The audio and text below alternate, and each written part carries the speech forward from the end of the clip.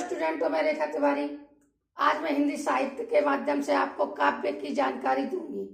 जैसा कि आपको मालूम है, बोर्ड परीक्षाएं आने वाली हैं और बच्चे यही भ्रम में रहते हैं काव्य किसे कहते हैं। इस तरह के क्वेश्चन आते हैं, काव्य की परिभाषा दीजिए, पंडित विश्वनाथ के अनुसार काव्य क्या है, काव्य के कितने भेद हैं, काव्य के कितने स्वरूप है, किसके आधार पर। ऐसे ही सारे क्वेश्चन आते रहते हैं, तो मैं आज को आपको वही जानकारी दूंगी। सबसे पहले देती हूँ काव्य क्या है, सरल भाषा में जानकारी दूंगी जिससे आप अच्छी तरह समझ सको और आप बोर्ड परीक्षा में लिख सको। नंबर 1, काव्य क्या है? ऐसा वाक्य जिसको पढ़कर सुनकर आनंद की अनुभूति हो, उसे काव्य कहते हैं।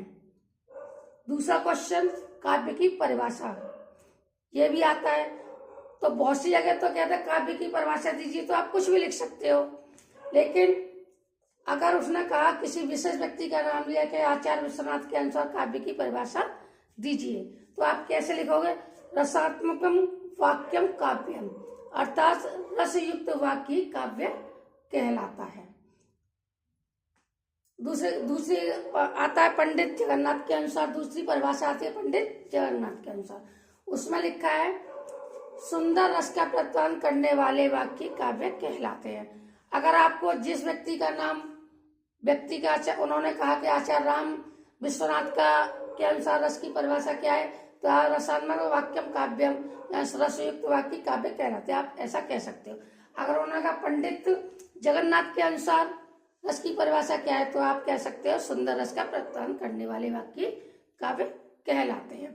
अगर खाली परिभाषा पूछिए तो दोनों में से आप एक भी दे सकते हो, आपके मार्क्स नहीं घटेंगे। अब पूछते हैं काव्य के भेद कितने होते हैं? स्वरूप के आधार पर काव्य के भेद बताइए। तो आप स्वरूप के आधार पर काव्य के 2 भेद बताएंगे, दृश्य काव्य और श्रव्य काव्य। दृश्य काव्य वो होते हैं जो देखकर सुनकर पता लगाया जा सकता है इनका, और श्रव्य काव्य कौन से होते हैं? जैसे पढ़कर और सुनकर।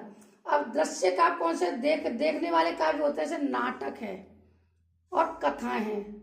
इनको तो आप देखकर सुनकर समझ सकती हो, तो ये हो गया आपको दृश्य काव्य। श्रव्य काव्य हो गए पढ़कर, जैसे कहानी है, कथा है,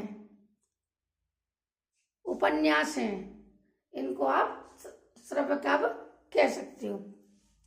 अब दूसरा भेद है इसका शैली के आधार पर, जिसमें गद्य काव्य, पद्य काव्य और चंपू काव्य।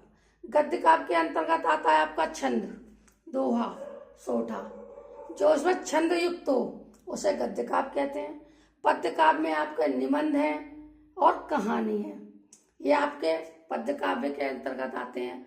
और चंपू काव्य में गद्य भी आता है और पद्य भी आता है। तो ऐसे आज हमने आपको जो जानकारी दी, आपको कैसी लगी?